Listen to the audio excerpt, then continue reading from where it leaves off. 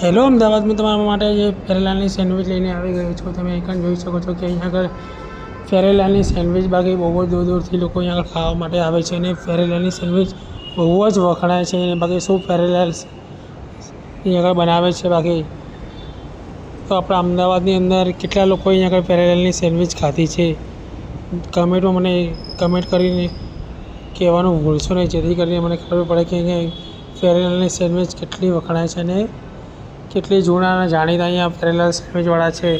એક number sandwich છે. અહીંયા આગળ બહુ મસ્ત રીતે સેન્ડવિચ બનાવે છે.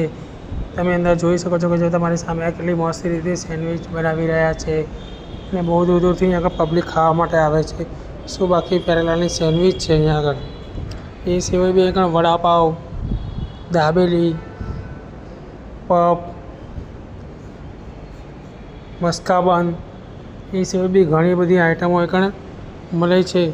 પણ સૌથી વધુમાં વધુ અહીંયા આગળ પ્રખ્યાત હોય તો ફેરેલાલની સેન્ડવિચ છે.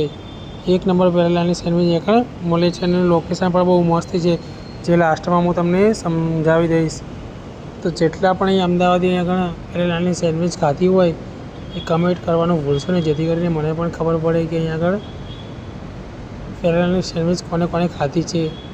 ચલો હવે લોકેશન પર વાત કરીએ તો અહીં પાલડી 4 રસ્તા MTS બસ સ્ટેન્ડની એક્ઝેક્ટ સામે અને અંડરબ્રિજની બાજુમાં ફેરેલાલ સેન્ડવિચ આવેલું છે. અને અહીંયા બહુ જ વખણાય છે. સવારે 7 વાગ્યાથી માંડીને રાત્રે 10 વાગ્યા સુધી અહીંયા ચાલુ હોય છે અને આમનો ધંધો સવાર 7નો જ છે. સવારે 7 વાગ્યાથી માંડીને 11 વાગ્યા અહીંયા આગળ ખાવા માટે લોકો અહીંયા આવે છે અને સાંજે 6 વાગ્યાથી માંડીને રાત્રે 10 વાગ્યા સુધી ઘણા લોકો આવે છે.